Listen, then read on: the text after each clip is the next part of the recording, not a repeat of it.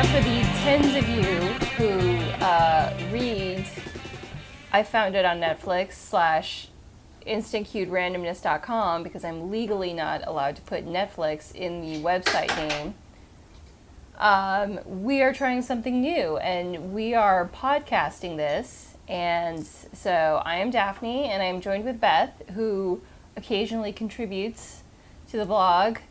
And today we're going to talk about the movie Son-in-Law, which we have very differing views on. I feel like I should say here that I've seen Son-in-Law 3 times. This was your first viewing of Son-in-Law. I've never seen Son-in-Law before. I've never seen any Pauly Shore movie ever. I feel like you're too proud of that. It's something where, you know, he had like 6 months of a heyday back in the 90s. I know he was on MTV a lot. I was not allowed to watch MTV at this time, but I remember seeing like clips of him here and there, and he just bugged me so much, and I thought, why do people think this guy is funny? Well, because I feel like he's a triple threat.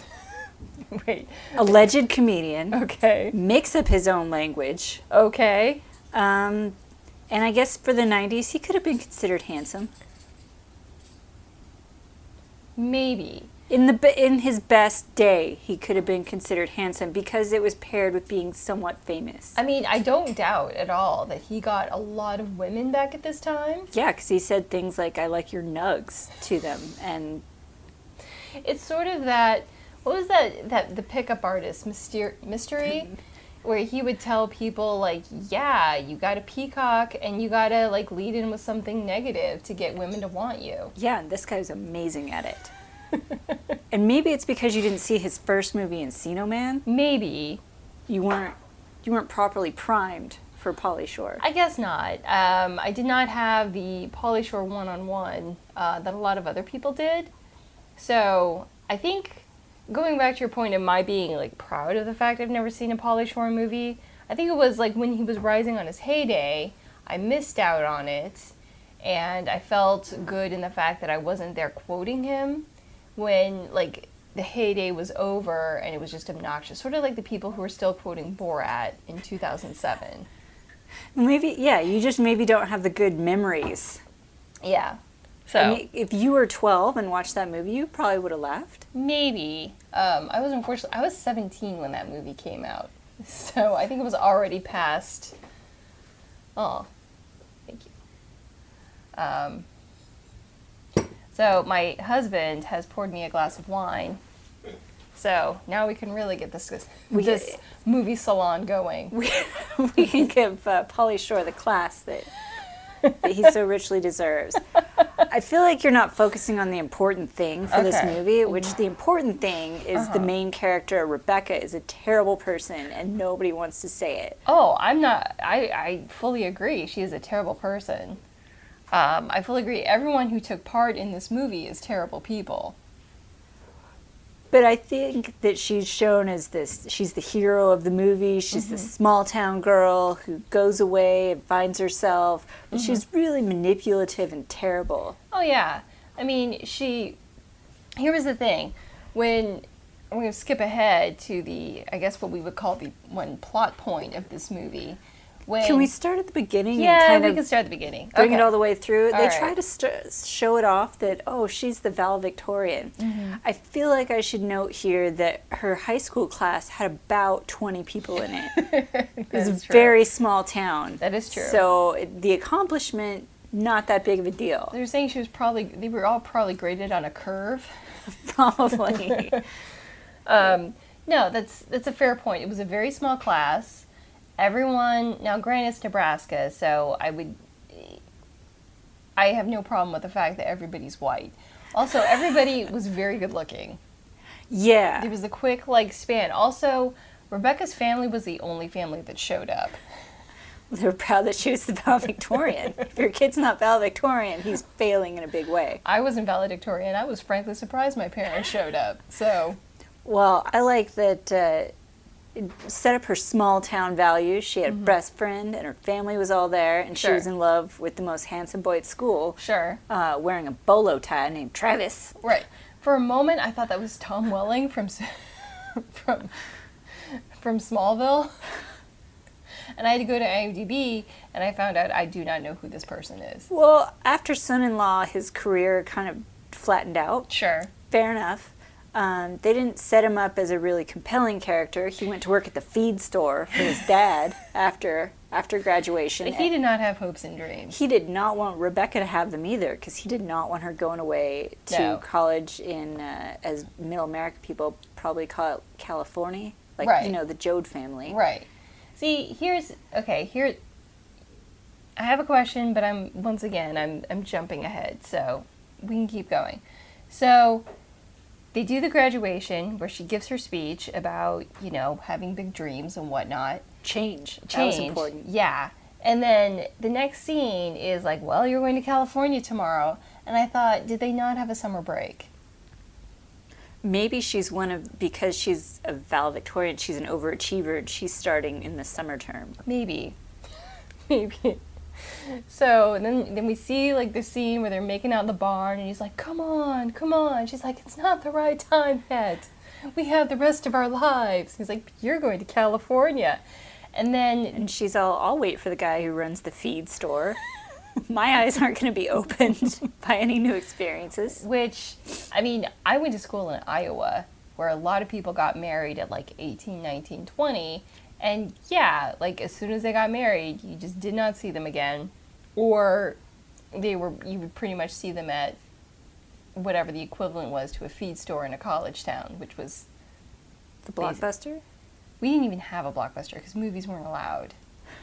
So you had to either go to the library in the next town over, or you could go to the movie theater, which was an hour away.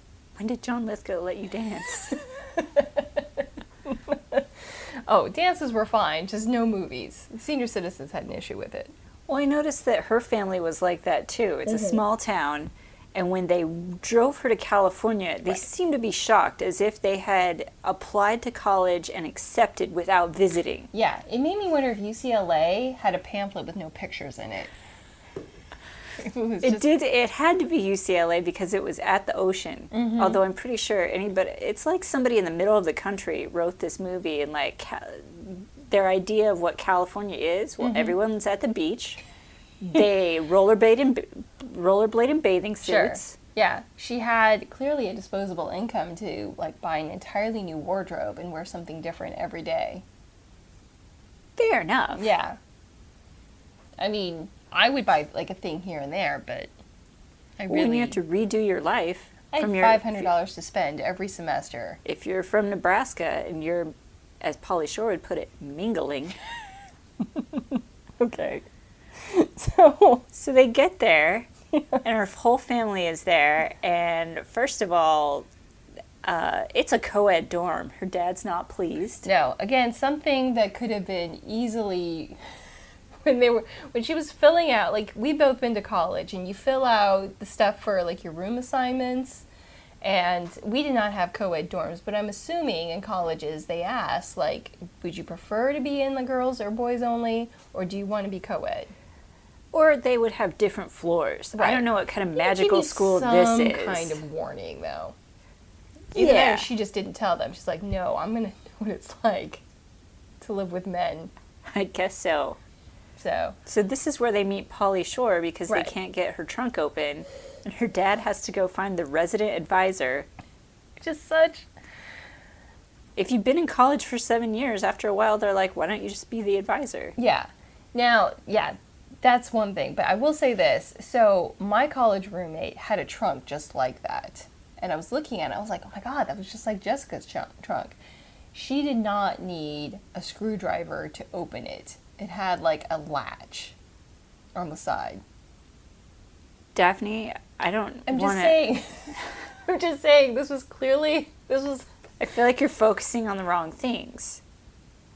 Okay. First of all, it starts off where Rebecca is the fish out of water. Right. As the Nebraska person. And then it turns the tables. Yeah. I get that. She's not used to, like, her roommate having wild costume parties, or being gay, or just basically a lot of people in her space. Yeah. Or people not respecting that wood-carved pony, which is never heard from ever again. She was over it.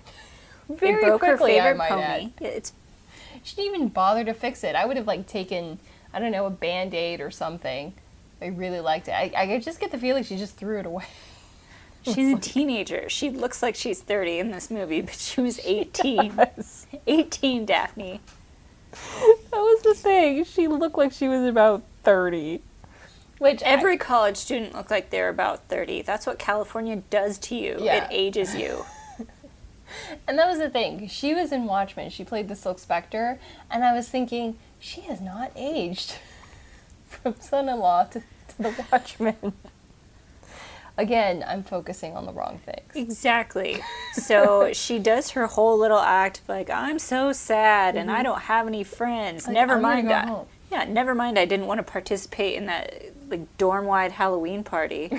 That's no way to make friends. Now, I'm going to intercept something and apply this to my own life. Now, my roommate was a resident advisor, and I was a peer counselor. So, I remember, like, freshmen coming in and out and being like, I'm super homesick and I want to go home. I did not take the Pauly Shore approach of just flinging nonsense words at them and saying, hey, let me take you shopping.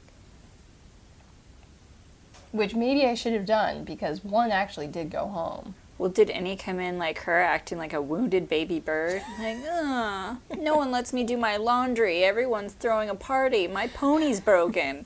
The one that went home early did. Everyone else was like, no, you're right. I'm probably overreacting. Well, then you maybe could have taken her under your wing. The same way Pauly Shore said, hey, I used to be miserable too. Here's a picture of me a couple years ago, and look at me now. Okay, And can we talk about that photo? Because he was like, yeah, this was me back in high school. And she's like, ew, Dorksville. And I thought, he's actually a lot better looking there. I mean, he looks like a white member of New Edition, but...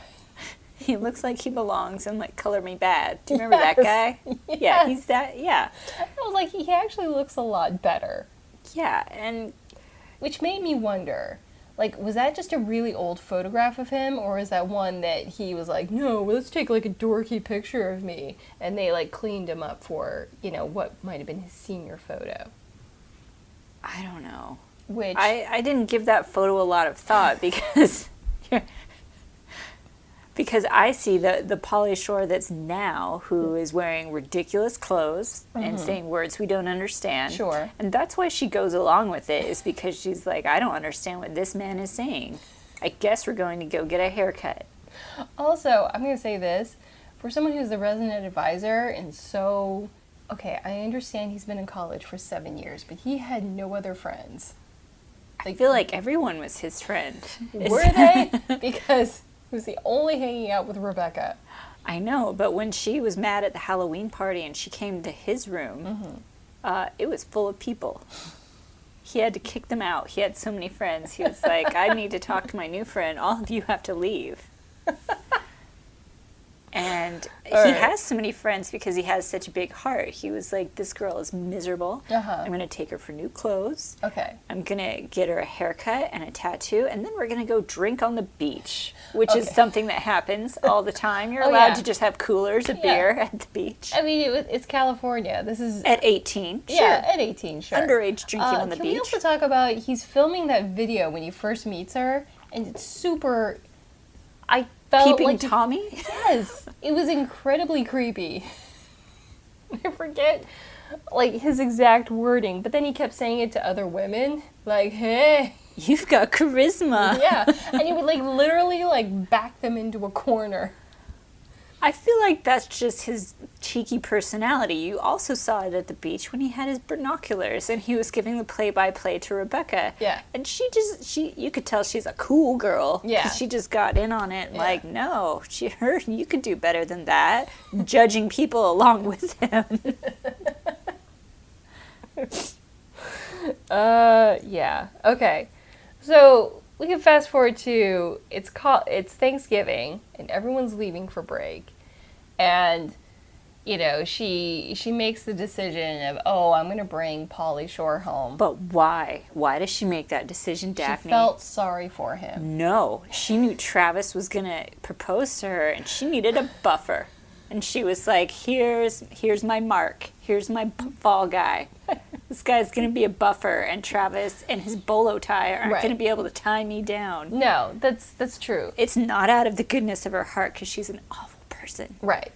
Now, my first Thanksgiving in college, my roommate let me come home with her because my parents were like, well, flying you home for Thanksgiving is expensive and you shouldn't be alone, so go home with your roommate. And she brought me home, and I got the feeling that I really annoyed her the whole time, but it was not to Pauly Shore levels. Like, I did not jump off that tiny prop plane with my camera and going like, charisma, you've got it. I feel like maybe he should have dressed down. Mm-hmm. Maybe he should have asked, hey, what do people wear in Nebraska? Because obviously in California, we go our own way. But okay. I'm going to sideline you with this, but I was looking at his outfits, as you do, and I had forgotten just how much corduroy was being worn on college campuses. He had a lot of layers. He had a lot of scarves. It was a lot of layers. It was, yeah. And man necklaces. Yes. It was all, he, like, accessorized, like, nobody's headbands. Headbands and necklaces, and I would be willing to wager. Things with fringe? Yes. It was so weird. And his bell, like, Pauly Shore is a short man. You can tell. He is. Plus, I did a set at the Comedy Store years ago, and he was there in the audience, and I thought, he's a lot shorter than I thought he was. Yeah, so for his bell bottoms to be as short as they were too small for him, which made me think he got those out of the boys section.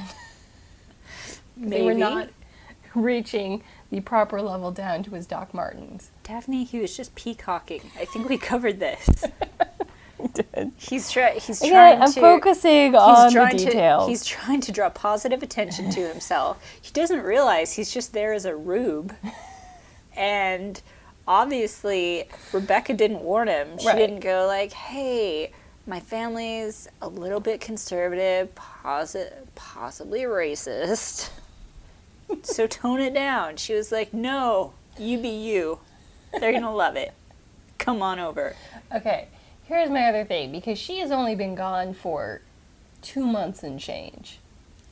Allegedly, because earlier we decided maybe she came in the middle of summer. Which is a very bustling summer session. Exactly. Okay, so she's known him for 2 months. And then brings him home, and everyone is willing to agree to just go along with the fact that, oh, she is engaged to this guy. Oh, no. The engagement comes later. Well, no. What I'm saying is, like, again, I'm skipping ahead. Yeah. But when he proposes, and Pauly Shore stands up, he's like, no, we're engaged. And everyone's like, I'm going to go along with it. Or, like, I accept this as truth. I feel like they were mad. I feel like they were very surprised. They were mad and they were angry. But But because she's 18, they got to tread lightly. Right. And she knows this. She's manipulative. Which, this is where, okay. I feel like you're really fighting. You're fighting this, Daphne. Here's what happens. So Travis is like, I'm going to propose to you. And she keeps putting it off. And then it comes to a head at the country club. Right. Which did not look like a nice restaurant. So here's my other question. When she has the phone call there before Thanksgiving break, and it's like the phone in the middle of the hallway. Yeah, communal living. Communal living, I get that. Okay. Like, we all had phones in our room. But okay, I'm willing to go with it. This is how it is in California. I guess so. Like, the state is broke. It goes its own way. One phone per hall. It goes its own way. Yeah. So, she gets on the phone with him, and the phone call feels like this is the first time they've spoken in 2 months. Like, she didn't She hasn't talked to him since she left home. I feel like as soon as Rebecca got her new hair and her new clothes, she it. cast off Travis like an old tissue. Which because I the feel bead like Travis store would have said something about that. Like, I've not heard from you. Well, he alluded to something like, "Oh, we haven't talked" or something like that since you left. Daphne, he works in a bead store. He doesn't have a lot of options. Rebecca is his shining light at the end of the tunnel, and he's just going to wait for it. Yeah, like, I understand he was cheating on her already with Tiffany Amber Thiessen. But he's going to lock it down. Right. That doesn't even count. You're in a different state. It's no countsies. But he's waiting to lock it down. Right. And she knows he's waiting to lock it down. Right. So she brings Pauly Shore in. She steps on his foot, like abusing him, makes him stand up like it's his responsibility. I fully agree. She's a terrible human being. Because she just can't be like, no. Yeah. Like, no, she's terrible. She is immature. She calls her parents by their first names, which right away is like the first step of... Well, that's how she's showing that she's her own person, because she's too afraid to show them her tattoo. Which, if she was afraid to show them her tattoo, she would have been wearing socks and Doc Martens. You know, when I got my tattoo, I wore long shirts, and made sure, like, I wasn't bending over, I was crouching down, so my parents would never see it. Well, she's just daring her parents not to see her as an adult, Daphne. See, that's it. They're like, tattoo? What? Right.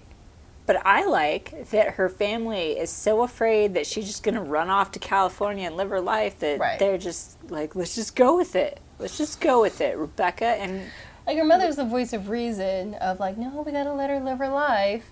You know, while her mother watches some guy lose his towel in the middle of the hall, and she had this weird look on her face where I was trying to figure out like the direction the director gave her.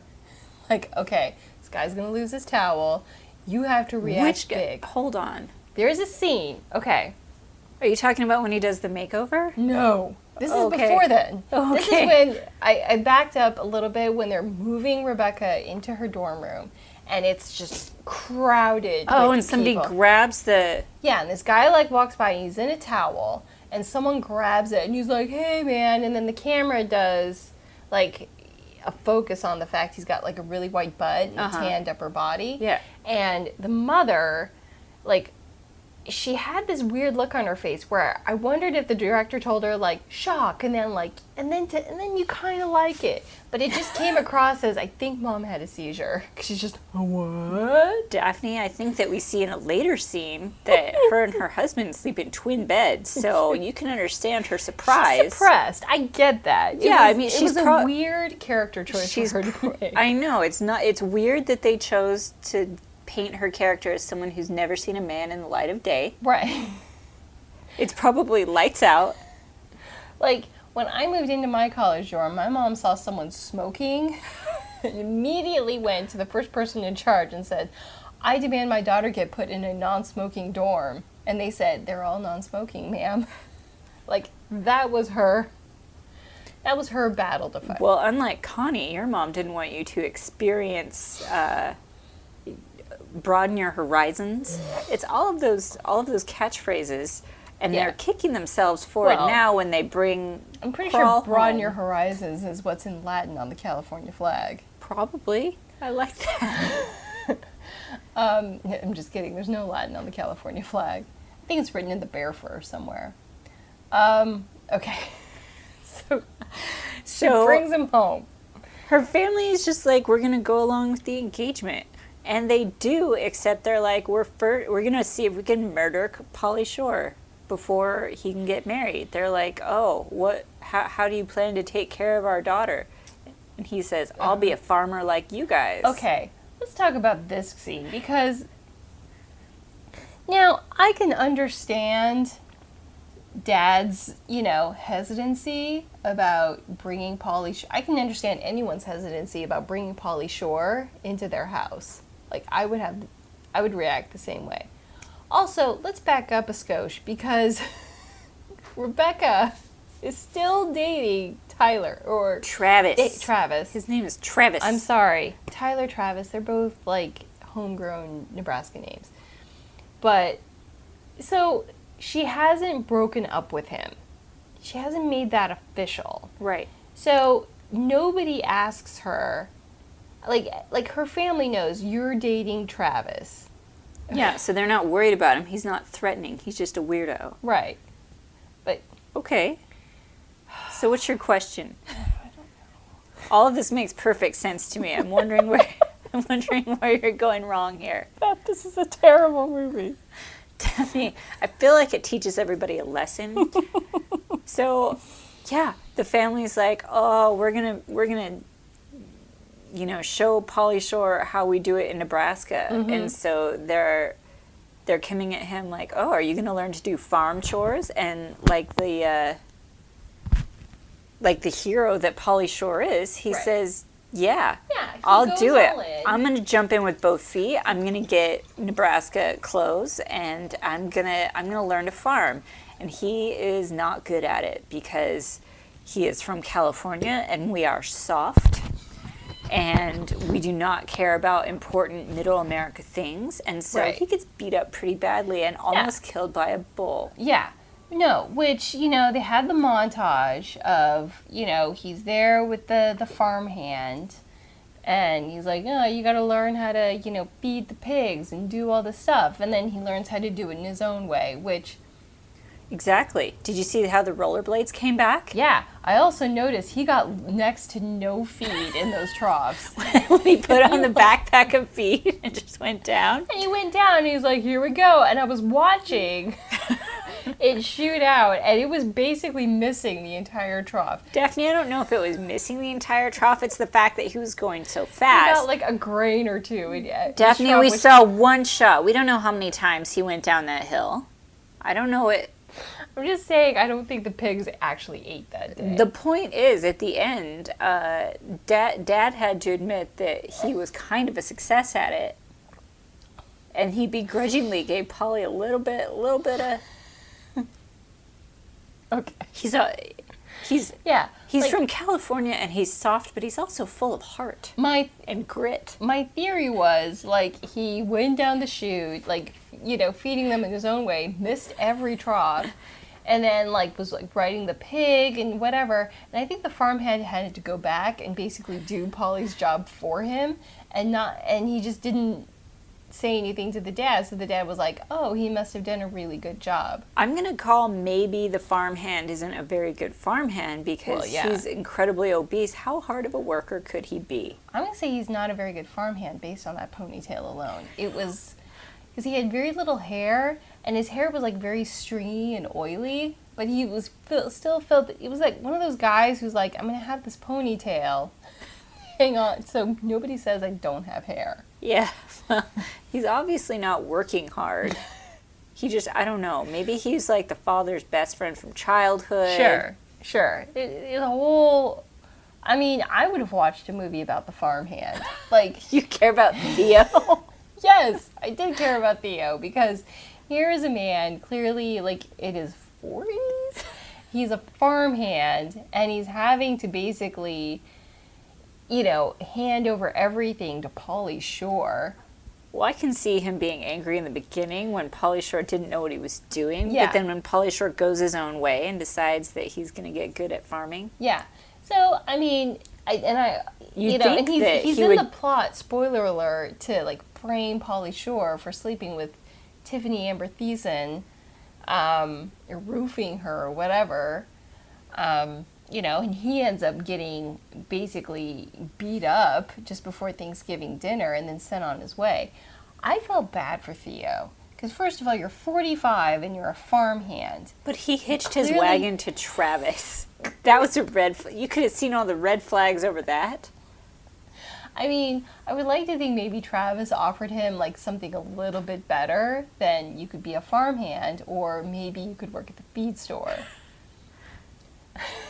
I'm just saying. I wish he would have. Theo is the true underdog of this whole movie. He could have given Pauly his begrudging respect, like everyone else in the family did. Even the mom.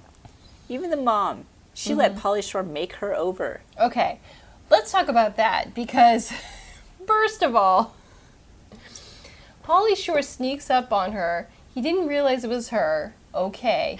But she's got a towel on and she's bent over the tub. And he comes up to her and just throws his arms over her and says something super... Sweetie! That's what he said. Exactly. And she takes it surprisingly well. I cannot think of one woman who would take it that well. Well, if you haven't been hugged in a really long time and you slept in twin beds, maybe. I feel like you would be even more sensitive to the touch. Like, don't sneak up on a woman and do that. He thought it was his pretend fiancé. Which, you know, I had to rewatch that scene and I thought, they look nothing alike. There is no reason. I'm just saying. But you're focusing on that and not the outcome of the fact that Pauly Shore made her... super creepy comments about her body. And how she could be less dowdy. Yeah. And then he's like, let me give you a makeover and, you know, we'll see. So first of all, where did she get the clothes? Where did he get the clothes? Are you surprised that nobody in Rebecca's family thought Pauly Shore was gay? Absolutely. I feel like that would be such a thing. I mean, like, from being from California. Yeah.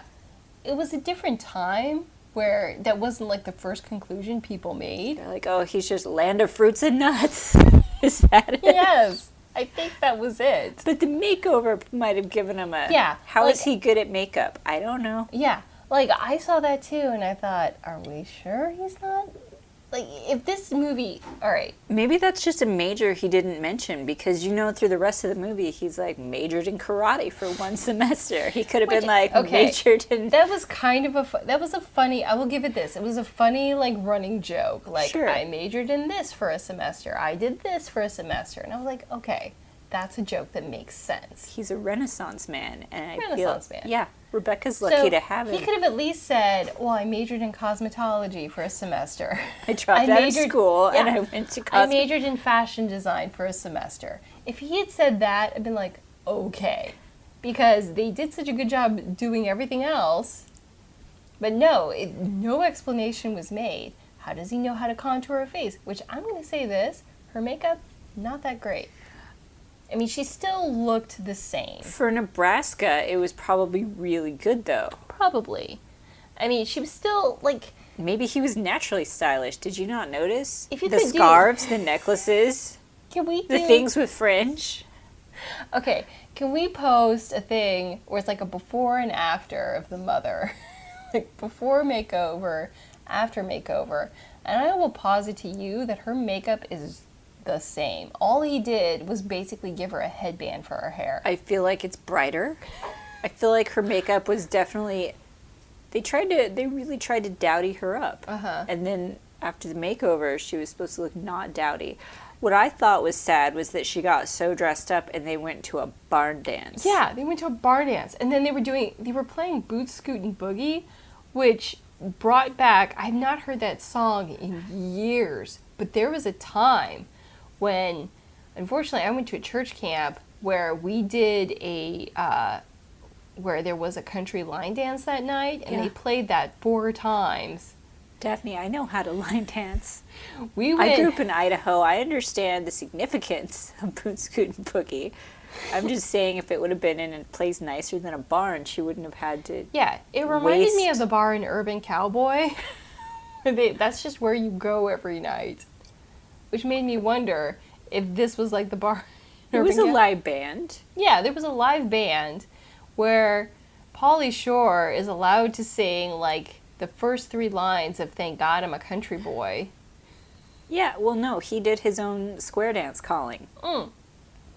Yeah, but there was like a karaoke part. Oh, yeah? Where he sang Thank God I'm a Country Boy, which there was a few scenes before where he takes, like, the thresher out. It's still got, like, a tarp over it, and he doesn't know what it is. He's like, oh, this is a video simulation game, or something like that.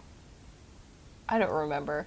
But he's like, oh, what kind of games can I play? And he pulls out a cassette tape. And I thought, how does he not know what a cassette tape is? It's 1993. We all know what cassette tapes are. And he's like, John Denver, let's play it. I don't know how often I have to explain to you that he's from California, Daphne. They don't have threshers in California. Okay, I get He lived that a part. very sheltered life. I don't know if you caught the part where he grew up in Las Vegas. Yeah. No, I got that. I got the part that, like I wouldn't have known what a thresher was, but he gets in, he's like, it's a video simulation machine, and he pulls out a cassette tape thinking it's a game cartridge. I didn't get that This from was the before movie. CDs. I didn't get that from the movie. What I got was he's somebody who jumps in with both feet. He's somebody who loves too much and not afraid.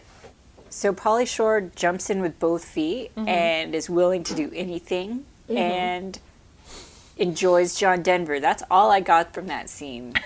You're overthinking this. What I don't get is why Pauly Shore is suddenly willing to trust Travis at the barn dance after Travis hit him in the face. Yes, that was the other thing. Okay, if someone hits you in the face and is like, hey, can I throw you a bachelor party? Maybe your heart is so big you don't know how to hate. And that's just Pauly Shore. Maybe that works in California where you Okay. just trust everybody and things turn out super. All right, I'm going to field for some more information, and I'm going to ask my husband, who's in the other room, Brandon, Yes. if someone hits you in the face and then offers to throw you a bachelor party, do you trust them? No.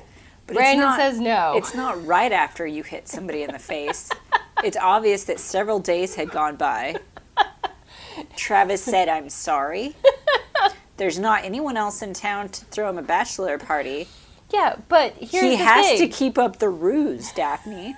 If he's like, no, I don't want a bachelor party, then people start asking, oh, are you really engaged? I'm just saying, they could have said, hey man, here's what could have happened in what was most likely the second draft of the script, where Travis could have said, hey man, I'm really sorry for punching you in the face, let me take you out on the town. And Pauly Shore, being the simpleton that he is, would have said, yes, I will allow this. I feel like you're Monday morning quarterback in this, Daphne. I like that Travis, at the bachelor party, uses Tiffany Amber Thiessen, who was going to go to New York to be an actress. Yes, which they never really, like, I was hoping to see, like, at the end, like, I was hoping for, like, at the end of the movie, I was hoping for, like, a 6 months later, and then we see, Tiffany's gone, she's an actress, and, like, and then, Pauly Shore actually proposes to her, but we got none of that. We got none of the follow-up. I feel like Tiffany Amber Thiessen has that thing that when you're the prettiest girl in a small town, everyone's like, you should be a model. Yeah. But you're like your catalog model pretty. And so you go off to the city. Like, good Right. for her for waiting around, Yeah, saving some she's money. like a 7 in the city. Exactly. But she hooked her wagon to Travis because he's running the feed store, and that's the nicest thing that's happening in town. She is also fine with the fact that he is still dating Rebecca. Exactly. And she's also fine with the fact that he's all, hey, come be the stripper at this party. God. Her was self-esteem is cringing not good. so much. No, It's her not self-esteem good. is terrible. I was cringing so hard because it wasn't even much of a strip show either. Like, Because they were both I drugged. feel like Travis could have gotten an actual stripper for this, because all she did, and I'm not criticizing the fact that she showed her bra to a room full of drunk men. Like, you should never do that. But she's on stage and she flicks open like 2 buttons and then her red bra's out and she's like, and she gives like the come on fingers to Pauly Shore, which no woman wants to do, period. No woman wants to be like, hey Pauly Shore, come here. He'll do it. I've seen him at the Comedy Store. He'll do it. But, and then it's like, fade out. Lights out. Yeah. Which, Well, maybe it's really sad that maybe she had to get herself a little bit drunk to be able to do that. But she had such low self-esteem. She's like, okay, Travis, for you. which again... And then he just threw her away. Yeah, the jokes about Pauly Shore keep coming because I was like, well, that's pretty much how any... I'll stop. Pauly Shore is just this poor rube who's like, I guess this guy who hit me in the face is going to make amends. I Honestly- don't want to make waves. Yeah. Honestly, I was rooting for anyone who punched Pauly Shore in the face, which is a terrible... Travis wears a bolo tie with no sense of irony. He's like, this is a good fashionable choice for me. Okay. Wait. And he thinks he's so important because he's going to run the feed store someday. Feed store. Yeah. He doesn't run it yet. His dad does. That's right. That's right. Okay. Which I noticed he comes home late from a lot, which I don't think... I mean, maybe there's like late night runs to the feed store. I don't know. But it's because he's with Tiffany Amber Thiessen. Well, that's true too. Well. Because like there was that scene where the phone's ringing and, you know, he's like... He's come home and he's like, come on. Like, oh, God, I get it. Ugh, stop calling me Tiffany. Yeah. Her name really wasn't Tiffany in the movie. I just didn't bother to learn her real name. It's not important because I like Tiffany Amber Thiessen better than whoever that character is. Who I'm going to venture to say was prettier than Rebecca. She was prettier than the Silk Spectre. Well, that's why she was going to go to New York to be an actress. Which she got told her whole life, now, you should be in pageants. You're something. And it went to her head. And she's like, I'm going to be an actress. Have you ever acted before? No. See, I would have watched a movie about that character, which is a way more interesting story than the movie we were subjected to. Well, she would have been a fish out of water in New York. Not as good as a fish out of water that Pauly Shore was in Nebraska. And what I don't like is how Rebecca, as soon as it looks like Pauly Shore slept with Tiffany Amber Thiessen, she's like, okay, Travis, I'll take you back. And Travis is sitting at Thanksgiving dinner. Didn't matter that she didn't want to marry him. Didn't matter that he punched Pauly Shore in the face. Yeah. And that he just looks like he's going to be a wife abuser. Also, it didn't matter that Travis probably already had a family of his own who was sitting down for their own Thanksgiving dinner without Travis. Well, they didn't care. He runs a feed store. They're going to have a Thanksgiving feast next year. Okay. They'll rent a restaurant. I don't know. Yeah. It's Nebraska. What happens there? I don't know. She took him right back. She did. And it was up to Tiffany Amber Thiessen to save the day. Yeah. Here was the other thing. So they're under this ruse of, oh, I'm getting married to Pauly Shore. Again, I know his character's name is Crash, but... Crawl. See, I'm like one of the family members who can't get his name right. They keep getting his name wrong. Hey, Crack. Hey, Crack. Hey, Crotch. Hey, Crab. And everyone corrects them. Nope, it's Crawl. Pauly Shore. It's Crawl. Because that's how he always got home his freshman year. See, it's stuck in... You only saw it one time. That's why you don't like it very much. Okay. You barely saw it one time. Yeah. I feel like you weren't invested. Okay. So here's the thing. So they're under the ruse that they're engaged. Uh-huh. Even though she knows they're not. They're not dating. They haven't had any emotional intimacy or physical intimacy, anything like that. I feel like they have had emotional intimacy. Okay. During the makeover, he took her to a mud wrestling show. I get that they were They talk about her family. I get that they're best friends. Emotional which intimacy. I get. However, she walks in, and I get that they're setting up that they're falling in love. Not that we ever see them kiss or say, I love you, or any, like, there's none of that payoff at the end. That's how Nebraska people do it. Did you not see the twin beds? I feel like there are context clues everywhere. But she's been in California. Like, he's been, he is a 7th year senior. I know, but that's what happens when you go back home. You try to be all like Connie and Richard, but then you're like, Mom and Dad. Okay, the point that I'm making here is that she walks in and she reacts as if they have been dating. Or they are actually engaged. Because she's a sociopath. I can't trust you ever again. Because she's a sociopath. And she can't be with anybody. And she invested in her own lie. She's like George Costanza. If you believe it, it's not a lie. Now, again, if a second draft of this script had been written, she would have had the big reaction for show. And then, the ex-boyfriend would have been there waiting, and she'd been like, okay, I guess you caught me. And then and then the ruse could have been over. But I feel like the writers wrote themselves into a corner here. You have a point to make. I can where see it on your where face. she has to pretend that. Yeah. Well, I feel like also we haven't mentioned her elderly grandfather, Right. who had a heart attack while they were Okay. fishing. I really want to talk about this scene because this really bothered me. I feel like maybe she has to keep up the lie so that she doesn't. He's Okay. fragile. Okay, can we talk about this scene because this made me angry. This physically made me angry. Okay, so let's talk about the scene because what happens? fishing scene. Yeah, the fishing scene. So, Dad asked the son to come fishing with him. Son, who wasn't he in the Sandlot? He was. He was the "You're Killing Me" Smalls Yes. kid, right? Yes. Okay. Little freckled boy. Yes. Son of the milkman, obviously. He doesn't look like anyone else in that family. No, he looked like nobody. I realized in the casting call, they were like, let's find a really unattractive ginger kid, possibly the kid from the Sandlot. Full who of was sass. Yeah. open at the time. Yeah. Okay, so the kid's like, no, I'm going to play my video games. And then Dad looks sad, and then Pauly Shore says, I'll go with you. So the dad, Pauly Shore, and the grandfather, they go fishing, which looked like a park with a pond in it. It was a river. Yeah, Or okay. a stream. Still. Let's be real. Looked like a park with a pond. So they're there, and Dad's like teaching Pauly Shore how to fish. Okay, I get that.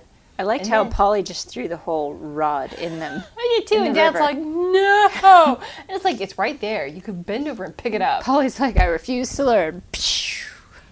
This is a terrible movie. I won't take your middle American values. I'm from California. Fishing is foreign to me. Okay, so, and the grandfather says something like, yeah, your fishing method makes no sense to me either. So then, Grandpa clutches his chest, goes down to the ground, has a heart attack. We don't Pauly know it's a Shore. heart attack. We're self-diagnosing. Okay, you're right. But we I think. don't know. Well, my point is, no one took him into a doctor to figure out what it was. We didn't see that. Okay, Pauly Shore gives him CPR. Almost. Almost. He majored in it for a semester. Okay. Legitimately funny joke. And then, Grandpa, comes to, no, don't kiss me on the lips, you Californian. And then they, all come home. Now, if I had an elderly member of my family who had collapsed, clutched his chest, and was out, I would have been calling 911, get a doctor, something. They did none of that, which proves to me they did not care about that old man. Daphne, this was the 90s before everyone was required to have insurance. I don't know how farmers got by. And also, maybe he's just part of that generation that's like, walk it off. Okay. Maybe he refused to go. He seems like the sort of person who would just not go. If nothing else, this movie is a glaring sign that the state of elder care in this country He was part is of going down the garbage tubes. He was part of the greatest generation, and they just Clearly. didn't need that. Yeah, they were willing to let him die in the grass by a pond. But he was fine. That's the... Yeah. Again, let's not call a doctor. Let's not make sure this isn't going to be a reoccurring thing, which we don't know. Here's the thing, they seemed very casual about the fact that Grandpa, collapsed and was clutching his chest, which tells me this has happened before. Also, it happened during an argument, so maybe he's the sort of person who Gets just... heated. Well, that, or just like, oh, I don't care for how they're speaking to me. I'm going to scare them and be dramatic. It made me legitimately angry. And they're like, Was hey, it a Grandpa, real heart I almost attack? kissed you on the lips. Was it a real heart attack? We don't know. Because he was not diagnosed. They did not take him to the doctor. Well, I feel like maybe he did that all the time. When he's not angrily whittling in a rocking chair, maybe he's That's being all he did. super traumatic and making rude comments about his family and the way that they do things. See, that made me wonder if, the director put him in a spot and Grandpa was like, well, what should I be doing right now? And he's like, I don't know, we didn't think that far. And Grandpa's like, well, I should be doing something. I can't just sit on a chair and stare into space. I'm like, well, and he's like, whittle something. Maybe that says a lot about his character, that he's a horrible, manipulative old man, and that's where Rebecca gets it from. Okay. Or maybe, again, it's a state of elder care in this country where we're just letting we should be celebrating our senior citizens as opposed to just putting them out to pasture to whittle. I feel like that's what farm people do, though. They just let them walk into a field of corn and then they till right over them. That's horrible. I don't know. I'm not from Nebraska. I'm making assumptions. Now, I mean, I went to school in Iowa, which I talk about a lot, I realize. And, you know, the population in our town there was a lot of senior citizens. And we grumbled, especially about the fact that they banned movies and didn't like college students. But, you know, we made jokes, but if one had collapsed on the street, I'm sure we would have taken them to the doctor. You're better than Rebecca's family. I can hear that. You're clearly better. Either that or they're a lot more liberal than they think they are. My issue with the ending was that this whole big plan that Travis had to get Rebecca back and frame Pauly Shore and Tiffany Amber Thiessen was broken by Tiffany Amber Thiessen coming in and saying, my seat was too far back for me to have driven my car. And Right. number one, they believed her right away. And they were like, what? Instead of, I feel like they could have said, oh, that's very convenient of you to say. Yeah. They believed her right away, and yeah. Theo confessed right away. They made that the real smoking gun of, you know, this lost weekend of a night where, like, my seat was too far back. And they're like, well, that does it for me. Travis, you're a terrible person. Farmhand, you're fired. Pauly Shore, come sit down and have dinner. Have a seat at the table. And Tiffany Amber Thiessen, you too. Yeah, which I'm going to venture to say, if we go back to the scene at, the scene where she takes Pauly Shore to get farm clothes or Nebraska clothes, which she fails miserably at because he wears those weird, like, cowboy boot clogs with socks. I don't even know how he finds what he's... You There's like a can't find them. crocheted I leather guarantee vest. I guarantee you would never be able to find those anywhere in Nebraska. California, yes. Nebraska, no. But the scene where she introduces Pauly Shore and Tiffany Amber Thiessen, and they look at each other, and for a moment I thought, well, they're gonna fall in love. Because she was like, oh, hi, and she was doing that, like, shy girl thing. It's because he was from California, and she was like, oh, I'm moving to New York because I think I'm going to be an actress. Yeah. I get that she had no self-esteem and no confidence in herself. Well, she was just interested in being with somebody who wasn't hiding their relationship. I'm just saying, like, if they had set up where those two fell in love, I'd been like, okay. I feel like you're not appreciating the movie for what it is. Possibly. You keep wanting to change how Pauly Shore came out a shining beacon out of this horrible family who just, they reject him, they treat him horribly. Sure. They treat him horribly mentally and physically. Sure, and which we never examined that. Yeah, Rebecca is just jerking him around. Like, oh, you're my pretend fiancé. Yeah. And I've been there. Oh, we're dating. Don't tell anyone. I get it. Whatever. Okay. Pauly goes along with it for whatever reason. Sure. Now, but then she's like, oh, but maybe I do like you. So you, right. Walk that razor's edge of... Okay. I will tell you this, like, when I went into when you said we should we should do this movie for a podcast, and I fired it up yesterday, and I thought it was going to be, she goes off to college, she starts dating Pauly Shore, and, things... Oh, she brings him home. And she brings him home, and they're a legitimate couple. They are engaged. Like, they have plans for a future together, and the family doesn't like it. That's what I thought it was going to be, and it was not. And there was a point, like, halfway in the movie... better? That would be too easy if they had a relationship, and then, like, oh, maybe the family doesn't like it. And I thought, okay, so we're going to see him. He's going to learn how to, he's going to learn their small-town ways, and, he's going to incorporate his California ways. Stop calling food grindage. Exactly. But no, that was none of it.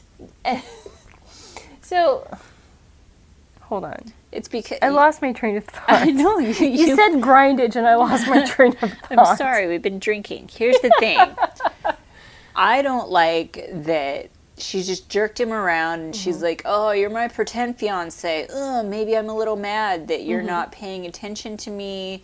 And then he decides to enable her at the end by being like, oh, Rebecca and I are just going to wait to get married. Okay, that was my point.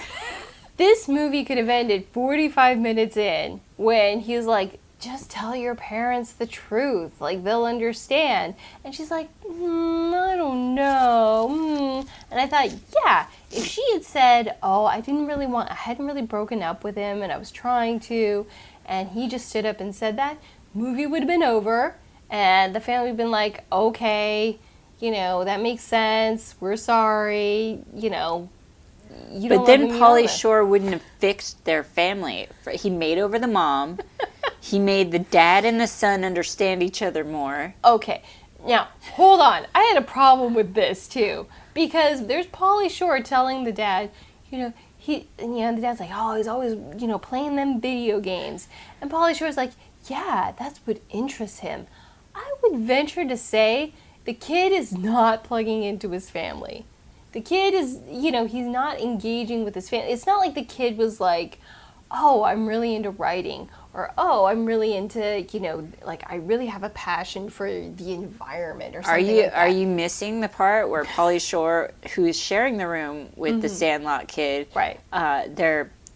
It's the 90s, so, the graphics and stuff and the terminology is not great, but they're hacking together. Oh, yeah, they're hacking. They're suddenly computer geniuses. Yeah. So Pauly Shore he's not just playing video games. Throws out this vomit of words that sound vaguely computery, and it made me think, whatever the writer was, literally typed in, hack something. And again, this is 92, 93, so he just took a bunch of computer verbiage, or he opened a book that was C++ for dummies. Yeah. And, just basically copied and pasted part of a paragraph and made Pauly Shore say it. I know you're having a hard time accepting that Pauly Shore is a computer genius, and also that the fat kid from Sandlot is a computer genius. Mm-hmm. But that shows what a fish out of water the son is in Nebraska, is that he's this computer genius and his dad's like, no, you're going to be a farmer. And so they just butt heads. Right. And Pauly Shore's like, no, let him go his own way. Yeah. Which, again, if the kid had been shown to, he's writing his own programs or he's building a computer, and Pauly Shore was there saying, no, he's really interested in this. But no, he's playing a Game Boy, which is not inclusive in any way, shape, or form. Well, I feel like the verbiage that they used around the computer just didn't convey that maybe he was writing his own program. Right. But it just sounded like a bunch of gobbledygook, because that's... Which clearly, to everybody, it was I feel like they said hacking. I feel like they said mainframe. They did. That's a thing. They threw those words around because they were like, this is a computer thing. Firewall. Yeah. That's a thing. Yeah. So, I could have written that part of the movie. Okay. So, all right. So the ending of this movie is they discover that the fiancé Travis, it's Travis, right? Yeah. Okay. Travis. He's not the fiancé, though. Well, the ex-boyfriend, he set Pauly Shore up, he set Tiffany Amber Thiessen up, and he set up the farmhand, who was like, oh, it's okay, right? You would have done it too, right? Which all of us, I feel like most of the audience would be like, yeah, I would have totally set Pauly Shore up.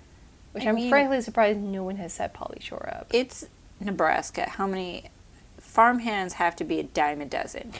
And maybe one who's not so fat and lazy and mouthy with a ponytail. Well, that's true too.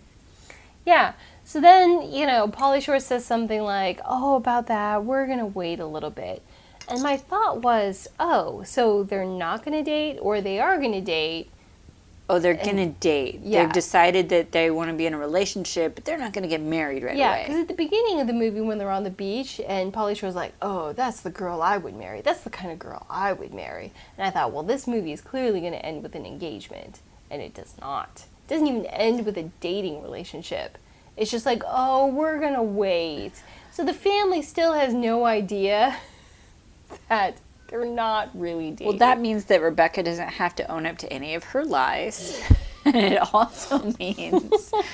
Yeah, I love the scene at the end because it shows that the dad has finally accepted Pauly Shore, because when they go to be eating Thanksgiving dinner after the interruption of, the slight inconvenience, the Scooby-Doo caper, coming around, the dad goes, let's eat some grindage.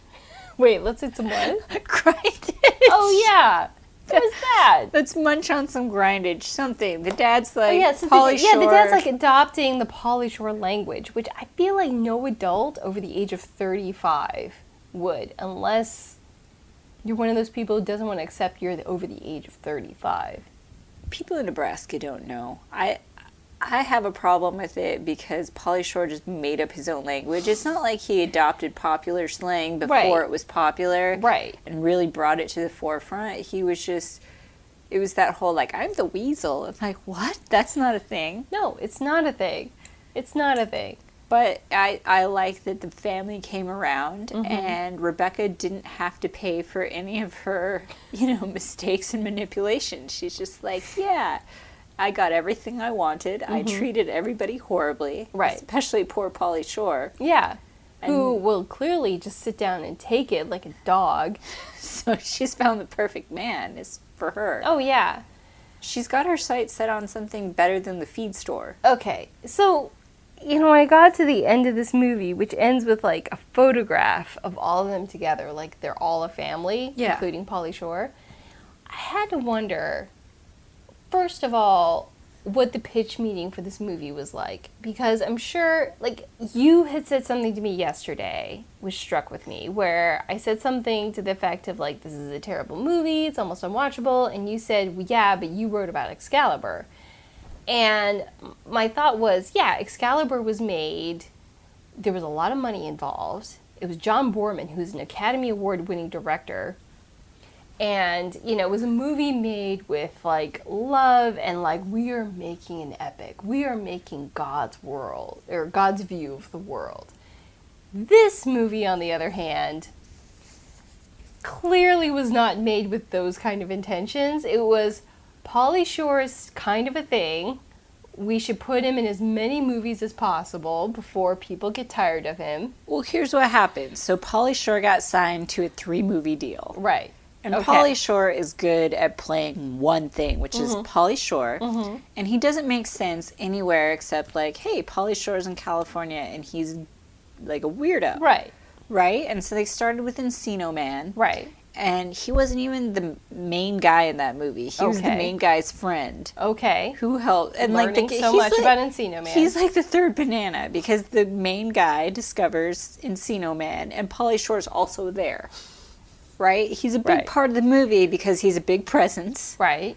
And so for the second movie, he almost got lured away by Disney, but they were like, no, we'll make another movie with you. Okay. And so they were like, oh, he can play this one character from California. How do we spice that up? Right. Put that character someplace weird. Right. And that's kind of... They've stuck with that. So, like, when it was jury duty, guess where the jury was? California. In the Army now. Guess where he came from? California. And, yeah, he was fish out of water in the Army, too. Sure, I'm sure he was. Because he wants to go his own way. He wants to be himself, and the world's like, no, that won't work for us. And he's like, I'm going to get you. And he does. And I understand how you're like, how did this guy get a movie? But I don't understand how Michael Cera gets so many movies. Okay, I understand how Michael Cera got movies. So, but, well, that's another podcast. Okay, so... I get it. You're looking at him and you're like, he's not talented. Okay. He's not handsome. No. He's not particularly good at anything. No. But he's like every other man in this industry. He has tenacity. Okay. If you just won't go away, eventually they're like, all right. Yeah. Okay. I get that. That makes sense to me. I get that. Here's my other theory about this. So they've got Pauly Shore, they've got him on a 3-movie deal. Sure. And so they're looking for scripts. They're like, all right, he's, clearly his own character. Let's find let's find fish out of water scripts. So I feel like I've done no research on this movie, so I'm literally shooting in the dark here. I feel like this movie was once a drama script about a woman who brings home a guy, and the family doesn't like him, and the ex-boyfriend realizes that he really wants this girl back, and he tries to frame him for some terrible, terrible crime. Maybe it's just... And they were like, let's take that and put Pauly Shore in it, and we've hit oil. Maybe it's just a bunch of execs going, hey, this is one where the main character gets hit in the face. Pitch that to Pauly Shore. Probably that. I mean, bless his heart. He's The made other theory I had was they had a room full of writers that they assigned to every next thing, next trendy actor. It's like, come up with 20 ideas for Pauly Shore, and then they go on their typewriters because it's 1992 or 1991, and they're like, okay, he's a guy from California, and the next guy next to him is like, okay, it's this guy from California, and the guy behind him is like, it's this guy from California. I mean, I'm going to agree with you that Pauly Shore has one note, but maybe that one note is earnestness.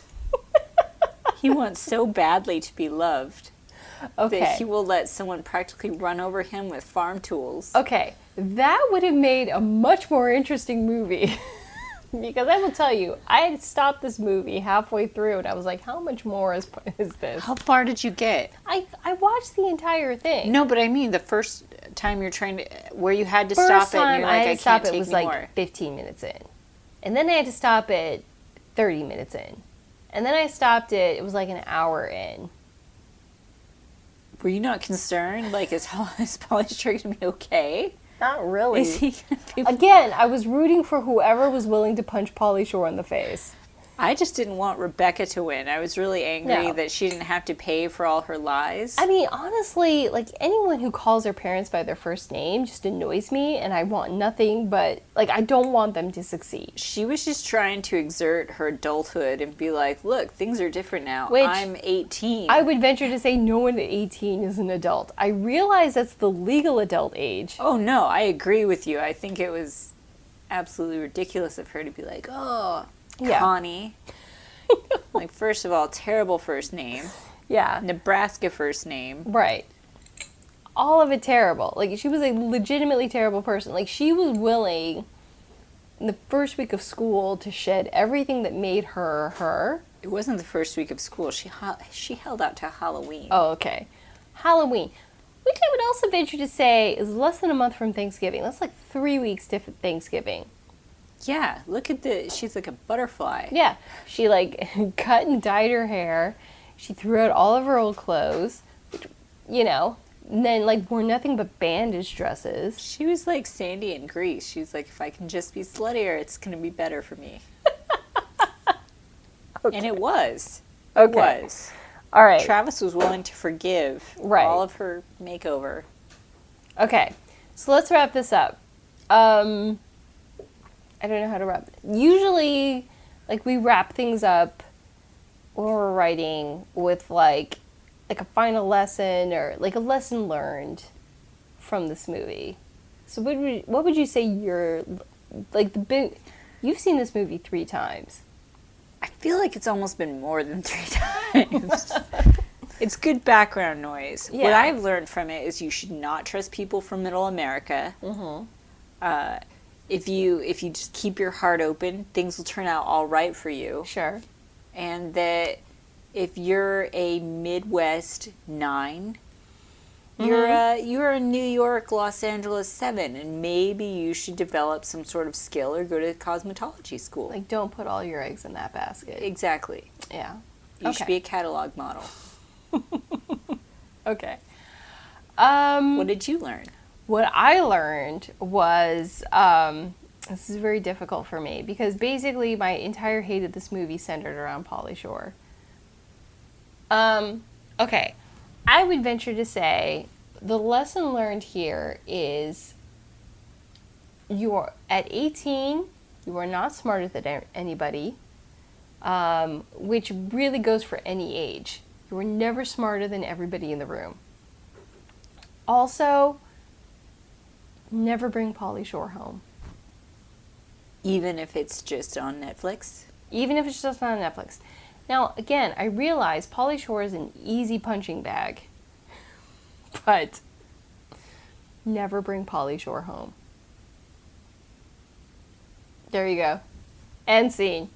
Yeah, so just to wrap things up, you can like our page on Facebook. You can catch Encino Man and Son-in-Law on Netflix as of now. Yes. I'm sure there are message boards. I'm sure there are. Beth, you're on Twitter. Not very actively, but I'm there. But you're on Twitter. Say hi. Okay. I'm also on Twitter at Daphne_Lamb. And yeah, I still have that book I've been talking about for like a year and a half called The Girl's Guide to the Apocalypse. So there's that too. This was fun. We should try it again. We will try it again. So we will be back. And thank you. And feel free to let us know your thoughts on it. I almost called it Encino Man. Feel free to let us know your thoughts on anything Pauly Shore. So if you love him, please tell us why. We really want to know. And until next time. Woo!